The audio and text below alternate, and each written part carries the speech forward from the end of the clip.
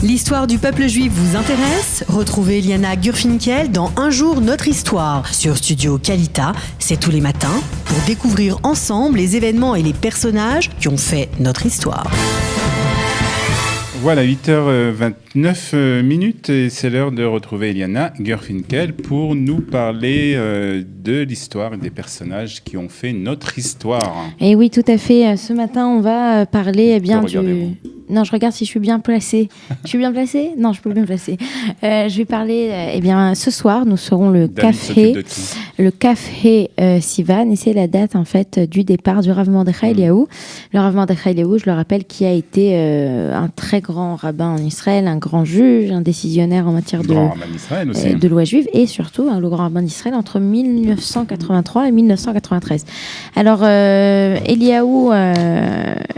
Mordechai Eliaou est né dans la vieille ville de Jérusalem, de Mazal et de Rabbi Salman Eliaou. Son père était un kabbaliste bien connu, sa famille venait de la communauté juive irakienne. Okay. On va en reparler un peu parce qu'il était très attaché justement à ses origines. À 11 ans, son père va décéder et c'est donc il va être élevé par sa mère et aussi par son oncle qui est le Rabbi Yehuda Tzedaka. Je ne sais pas si ça vous dit quelque chose. C'est le fils du Ben Ishraï. Donc, c'est le petit-fils du Ben Ishraï, puisque Rav Mordechai Eliaou était l'arrière-petit-fils du Ben Ishraï. Et puis, il va étudier donc dans diverses yeshivot, et surtout à l'yeshivat Porat Yosef. Yeshivat Porat Yosef, ça vous dit quelque chose? Dans la vieille ville, c'est le même endroit où a étudié le Rav Ovadia Yosef. Et puis après donc avoir passé du temps à Yeshiva de Porat Yosef, il va aussi passer quelques années à étudier près du Chazon Ish. Et il va terminer ses études au Beth Hamidrash du Rav Yitzhak Nissim, qui lui aussi était un grand rabbin d'Israël. Je ne sais pas si ça vous dit quelque chose. Un peu plus tôt, il y a Nissim qui est en face de la résidence du président d'Israël, à Rechavia exactement, Rehov Anassi. Talbir exactement. Il va faire partie, il est considéré déjà comme un très très très très grand Talmid Racham, et pourtant pendant la guerre en 1948, donc il a 20 ans en 1948, il ne va pas se battre, mais il va aider les forces israéliennes, il va établir des tranchées et des forts et des fortifications. Il va pas se battre, il va participer à l'effort de guerre, voilà.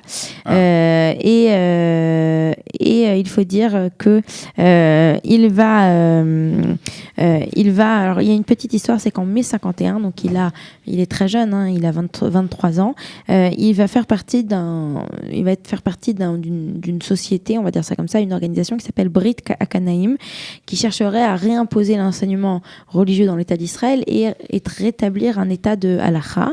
Il va être arrêté et condamné à 10 mois de prison pour les activités du groupe, mais je pense que depuis il a compris que c'était pas comme ça qu'on pouvait imposer ces choses, et après on le verra plus tard dans sa position de grand rabbin, il aura compris que il travaillera toujours à cette même idée, c'est-à-dire de faire respecter au maximum la loi juive, mais d'une autre manière.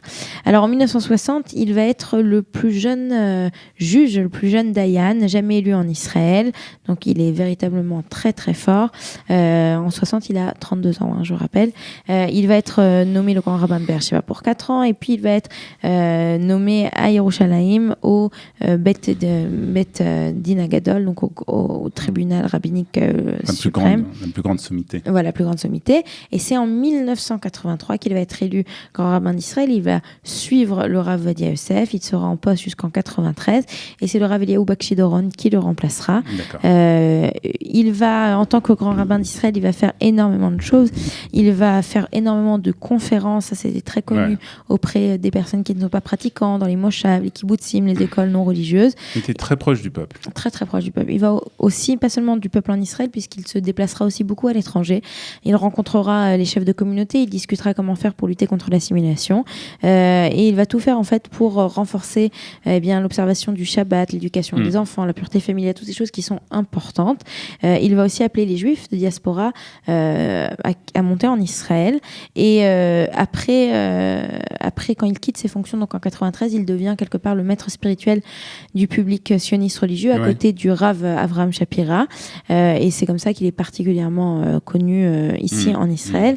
Le 24 août 2009, il va souffrir d'une affection cardiaque.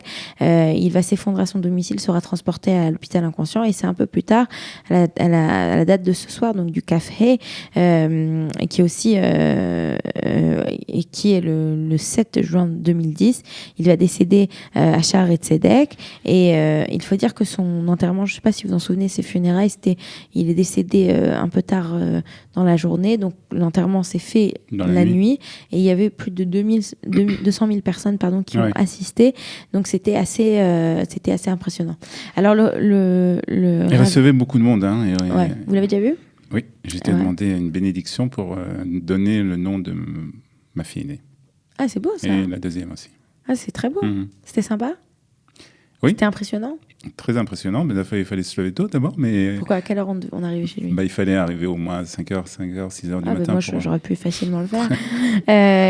Et quoi, vous avez attendu longtemps et après... Et c'était rapide ou c'était... Non, il fallait attendre. Après, il recevait très rapidement. C'était juste demander la bénédiction pour le nom. Mais bon, c'est une autre histoire. On racontera ça une autre fois. Non, je voudrais juste dire ce qui est si important chez Rav Mordechai Eliaou, il s'est quelque part beaucoup opposé au Rav Ovadia Yosef. Parce que ils étaient quand même très amis. Non, ils étaient amis, mais ils sont opposés d'un point de vue ilchatique. Il n'y a pas de problème. Et même pas idéologique, ilchatique. Les machlokot, les shem shamaim, comme on dit. Leur opposition, elle était bien au niveau de ce que doit être en fait la halakha qui est enseignée. Alors, pour le Rav Ovadia Yosef, à partir du moment où une personne fait son aliyah, qu'il habite en Eretz Israël, il doit faire le minhag Eretz Israël, qui est le minhag que lui, quelque part donné, qui est un minhag séfarade, etc. Et le Rav Eliaou, lui, s'opposait. Il disait que chacun devait garder le minhag de ses pères. Et particulièrement, la façon dont le Rav Ovadia Yosef était posek halakha, lui, le Rav Mordechai Eliaou, à de nombreuses reprises, il préférait continuer l'enseignement du Ben Ishraï et faire, et de décider ces décisions ilchatiques, de les faire comme le Ben Ishraï, voilà. Très bien, un grand Rav, en tout cas une grande personnalité. Il y a aussi, il faut dire, quelques livres qui ont été publiés après sa mort sur toutes ces personnes justement qui sont venues rendre visite au Rav et racontent comment ça s'est passé. Aviem Shel Israël, voilà, le père de tout Israël, c'est comme ça qu'il l'avait. Il y a 2 tomes, je crois. 3. 4 même. Ça a eu beaucoup de succès. Voilà. Merci beaucoup, Eliana. Avec plaisir. Tout à l'heure pour les programmes de Studio Qualité à 8h35, l'heure de la revue de la presse et des médias israéliens. Vous aimez l'histoire juive ? Retrouvez Liana Gurfinkel dans Un jour notre histoire sur Studio Qualité, c'est tous les matins, pour découvrir ensemble les événements et les personnages qui ont fait notre histoire.